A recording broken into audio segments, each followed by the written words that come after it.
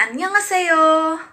Hi, I am Merlin and today I'm going to report about strengthening a company's competitive position, strategic moves, timing, and scope of operations. In this chapter, we're going to learn whether and when to pursue an offensive or defensive strategic moves to improve a company's market position, recognize when being a first mover or a fast follower or a late mover can lead to a competitive advantage, became aware of the strategic benefits and risk of expanding a company's horizontal scope through mergers and acquisition, learned the advantages and disadvantages of extending a company's scope of operations via vertical integration, understand the conditions that favor farming out certain value chain activities to outside parties, and lastly, gain an understanding of how strategic alliances and collaborative partnership can bolster a company's collection of resources and capabilities. After we have learned the 5 genetic competitive strategies in the previous chapters, it is now the turn of the company to decide what competitive approach to employ in order to strengthen its marketing. So it's up to the company whether to go on offensive and initiate aggressive strategic moves. In this chapter, we will find out the pros and cons of each of these measures that round out a company's overall strategy. So the first topic we have is launching strategic offensives to improve a company's market position. No matter which of the 5 genetic competitive strategies a company employs, there are times when a company should be aggressive and go on offensive. So hindi lang pala natin sa basketball court maririnig ang salitang offense, defense, dito din sa marketing. So strategic offensives are called for when a company spots opportunities to gain profitable market share at the expense of the rivals, or when a company has no choice but to try to whittle away at a strong rival's competitive advantage, choosing the basis for a competitive attack. Generally, strategic offensives should be grounded in a company's competitive assets and strong point, and should be aimed at exploiting competitors' weaknesses. For instance, it is foolish for a company with relatively high cost to employ a price-cutting offensives. So, mahal ang cost ng produktong ito. So, bakit mo siya ibebenta sa mababang halaga? So, suicide talaga ang move na ito. Remember that the best offensives use a company's most competitively potent resources to attack rivals in those competitive areas where they are the weakest. The principal offensive strategy option include the following. First, attacking the competitive weaknesses of the rival. For example, a company with especially good customer service capabilities can make a special sales pitches to the customer of those rivals who provide subpar customer services. Second, offering an equally good or better product at a lower price. Lower prices can produce market share gains if competitor offering similar performing product don't respond with price cuts of their own. Price-cutting offensives are best initiated by companies that have first achieved a cost advantage. Third, pursuing continuous product innovation to draw sales and market share away from less innovative rivals. Ongoing introduction of a new or improved product can put rivals under tremendous competitive pressure, especially when the rival's new product development capabilities are weak. Fourth, leapfrogging competitors by being the first to market the next generation technology. Fifth, adapting and improving on the good ideas of other companies or the rivals. So, Example, the idea of a warehouse-type home improvement center did not originate with the Home Depot co-founder Arthur Blank and Bernie Marcos. They got the big box concept from their former employer, which is the Handy Dan Home Improvement. But they were quick to improve on Handy Dan's business model and the strategy and take home the Home Depot to a higher plateau in terms of product line breadth and customer service. 6. Deliberately attack those market segments where a key rivals make big profits. 7. Maneuvering around competitor to capture unoccupied or less contested market territory. Examples include launching initiative to build a strong position in geographic areas or product categories where close rivals have little or no market presence. 8. Using hit and run or guerrilla warfare tactics to grab sales and market share from complacent or distracted rivals. Options for guerrilla offensive includes occasional lowballing on price, or surprising the key rivals with sporadic but intense bursts on promotional activity. Guerrilla offensives are particularly well suited to small challengers who have neither the resources nor market visibility to mount a full-fledged attack on industry leaders. And lastly, launching a preemptive strike to capture a rare opportunity or secure an industry's limited resources. What makes a move preemptive is its one-of-a-kind nature. Whoever strikes first stands to acquire a competitive asset that rivals can't readily match. Example of preemptive moves is securing the best distributors in a particular geographic region or country. Next, choosing which rivals to attack.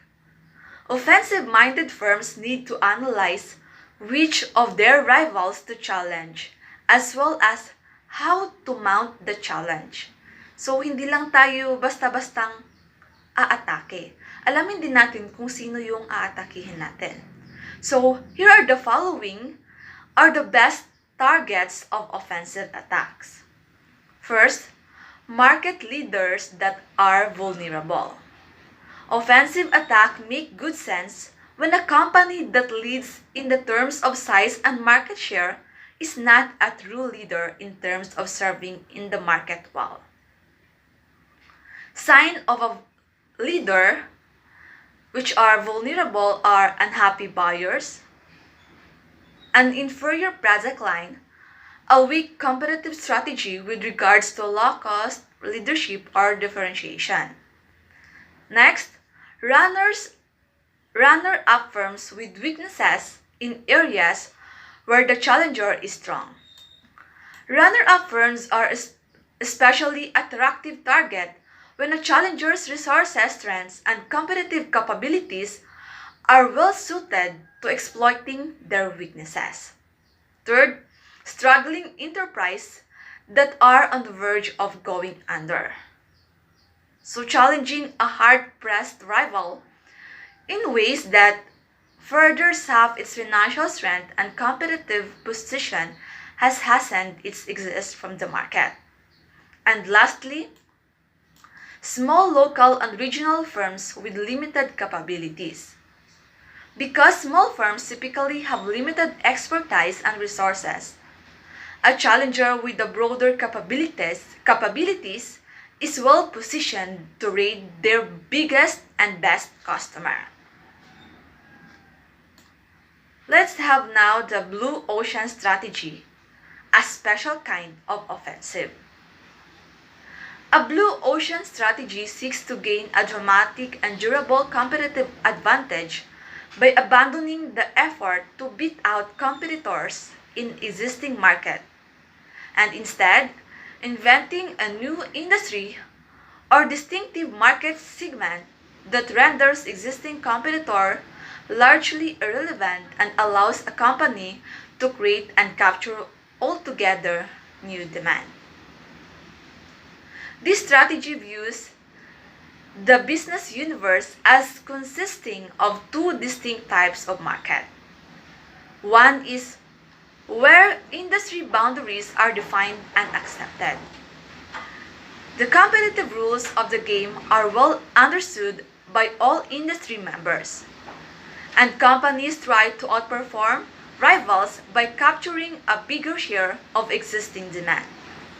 In such market, lively competition constrain a company prospect for rapid growth and superior profitability, since rivals move quickly to either imitate or counter the success of competitor. The second type of market space is blue ocean, where the industry does not really exist yet, is untainted by competition, and offers wide open opportunity for profitable and rapid growth of a company.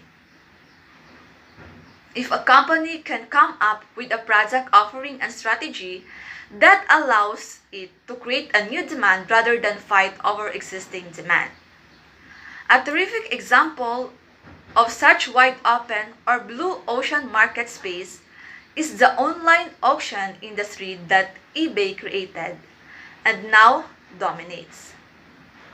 Blue ocean strategy provide a company with a great opportunity in the short run, but they don't guarantee a company's long-term success, which depends more on whether a company can protect the market position it opened up.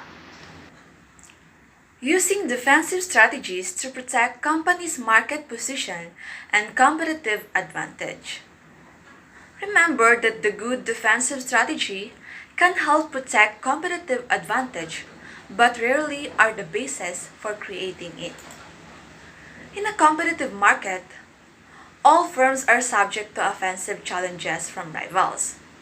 The purpose of defensive strategies are to lower the risk of being attacked, weaken the impact of any attack that occurs, and influence challenger to aim their effort at other rivals. While defensive strategies usually don't enhance a firm's competitive advantage, they can definitely help fortify its competitive position. Defensive strategies can take either of a two form: action to block challenger and action signaling the likelihood of strong retaliation. Blocking the avenues open to challenger. A number of obstacles can be put in the path of a would-be challenger. A defender can introduce new features, add new models, or broaden its product line to close vacant niches to opportunity-seeking challenger. It can thwart the effort of rivals to attack with a lower price by maintaining economy price option of its own. It can try to discourage buyer from trying competitors' brand by making early announcement about upcoming new product or planned price changes. So dito, inuunahan lang natin o binablock natin yung mga new challengers from attacking us na baka makuha nila yung ating mga customers. Okay, let's now move on to the second topic, timing a company's offensive and defensive strategic moves. When making a strategic move, mahalaga na malaman natin kung ano yung move na gagawin natin. Dito, as a first mover, timing is really important. Being first to initiate a strategic move can have a high payoff when, first is pioneering help build a firm's image and reputation with the buyer. Second, early commitments to new technologies, new style component, new or emerging distribution channels, and so on, can produce an absolute cost advantage over rivals. Third, first-time customers remain strongly loyal to the pioneering firms in making repeat purchases. And fourth, moving first constitutes a preemptive strike, making imitation extra hard or unlikely. The bigger the first mover advantage, the more attractive making the first move becomes. For instance, a former market leader in mobile phone, Nokia and BlackBerry, have been victimized by Apple's far more innovative iPhone model and new smartphone based on Google Android's operating system.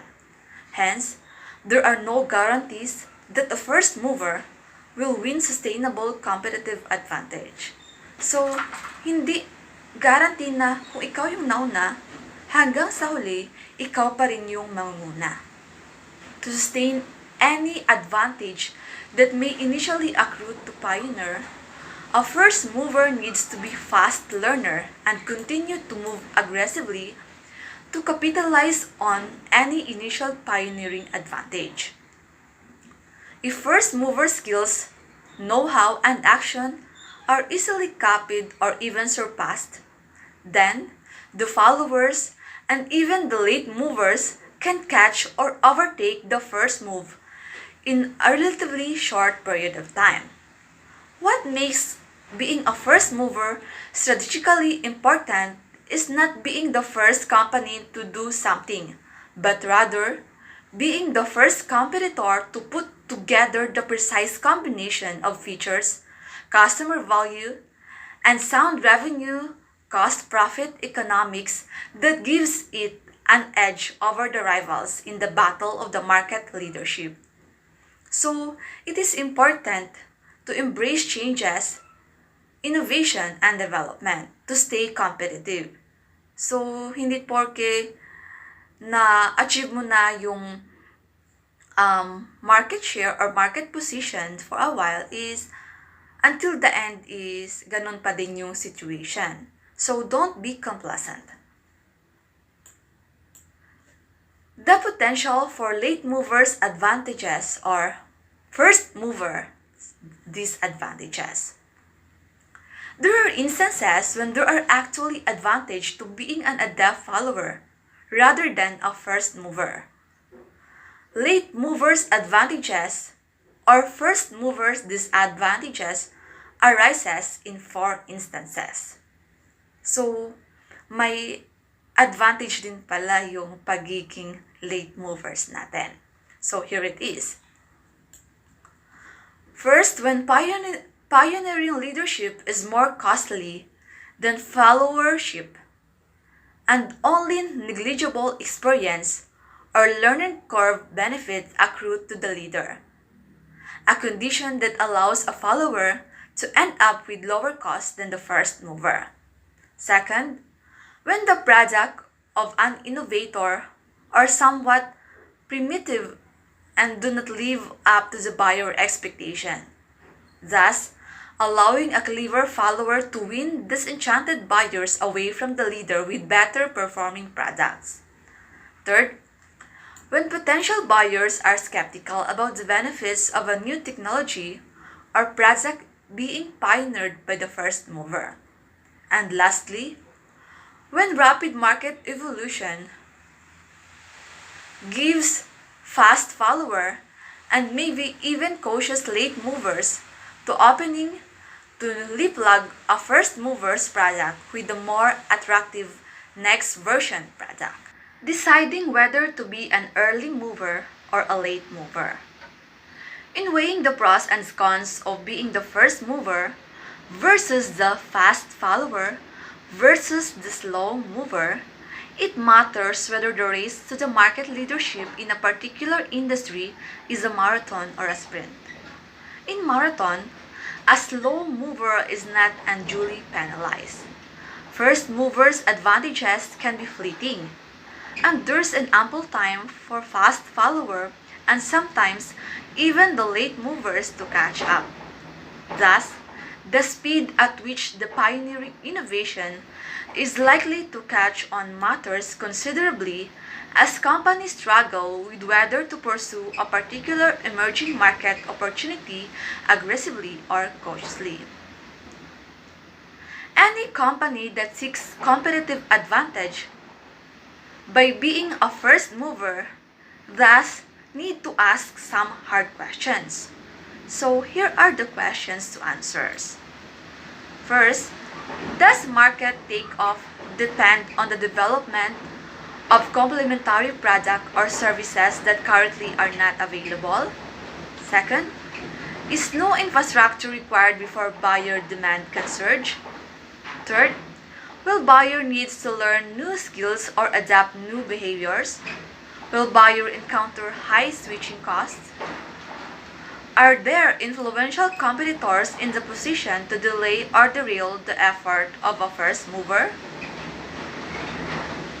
When the answer to any of these questions are yes, then a company must be careful not to pour too many resources in getting ahead of the market opportunity. The race is likely going to be more of a 10-year marathon than a 2-year sprint. Okay, let's now move on in the strengthening a company's market position via its scope of operation. Apart from consideration of offensive and defensive competitive moves and their timing, another set of managerial decisions can affect the strength of a company's market position. These decisions concern the scope of the firm, the breadth of the company's activities, and the extent of its market reach. For example, Ralph Lauren Corporation designs, markets, and distributes fashionable apparel and other merchandise to more than 10,000 major department stores and specialty retailers around the world. Plus, it also operates nearly 400 Ralph Lauren retail stores, 200 plus factory stores, and 7 e-commerce sites. Scope decision also concerns which segments of the market to serve.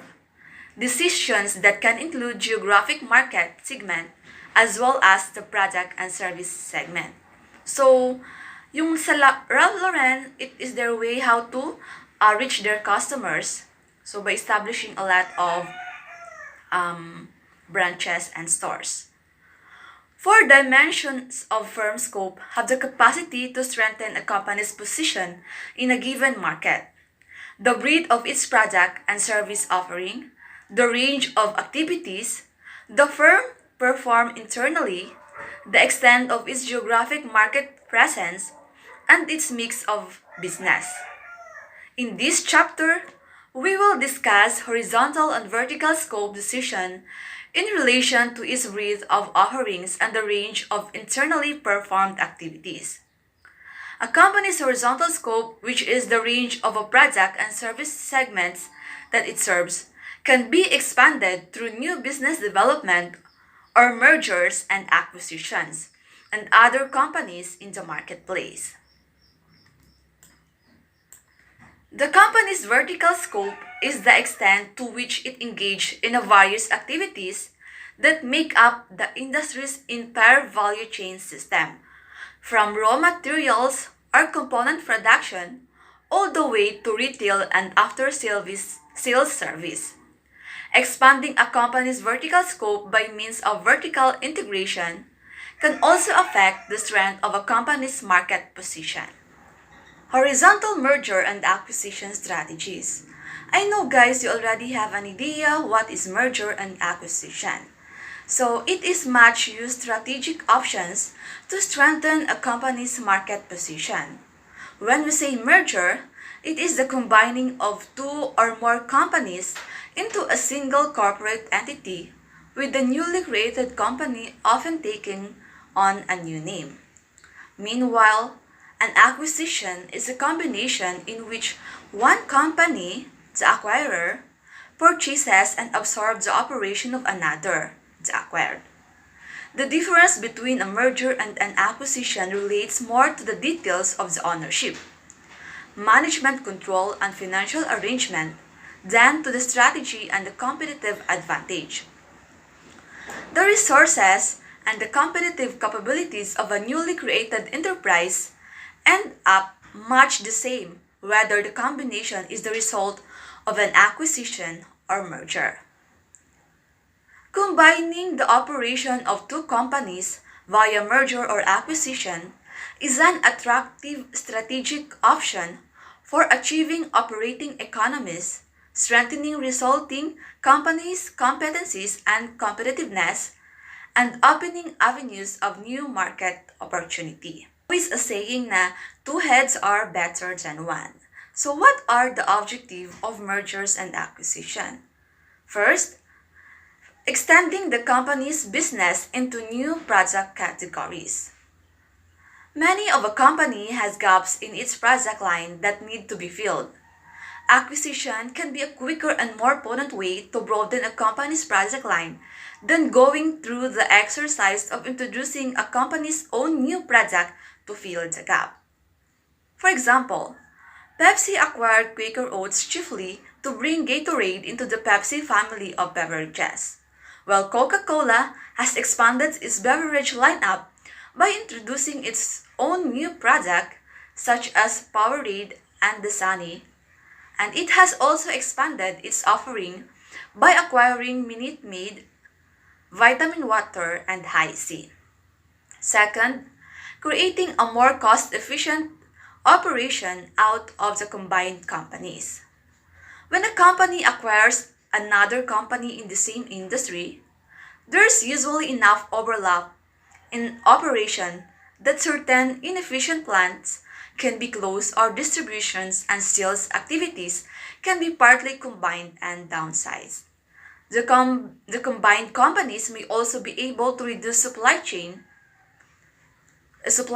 cost because of buying in greater volume from the common supplier. Third, expanding a company's geographic coverage. One of the best and the quickest way to expand a company's geographic coverage is to acquire rivals with the operation in the desired location. Food product companies such as Nestle, Kraft, Unilever, and Procter & Gamble had made acquisitions in the integral part of their strategies to expand internationally. Fourth, gaining quick access to new technologies or complementary resources and capabilities. Making acquisition to bolster a company's technological know-how or to expand its skills and capabilities allows a company to bypass a time-consuming and expensive internal effort to build desirable new resources and capabilities. Fifth, leading the convergence of industries whose boundaries are being blurred by changing technologies and new market opportunities.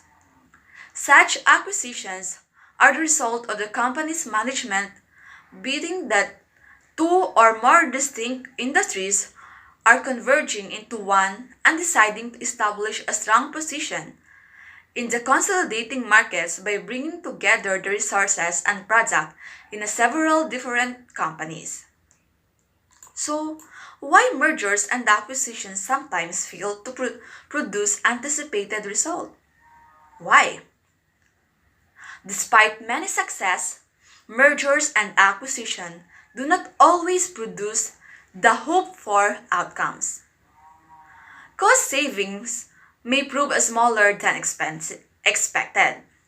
Gains in competitive capabilities may take substantially longer to realize, or worse, never materialize.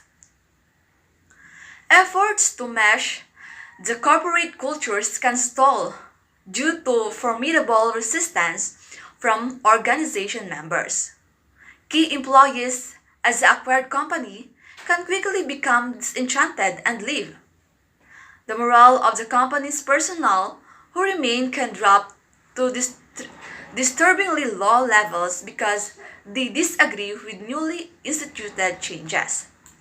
Differences in management style and operating procedures can prove hard to resolve. In addition, the managers appointed to oversee the integration of newly acquired companies can make mistakes in deciding which activities to leave alone and which activities to mold into their own operations and system.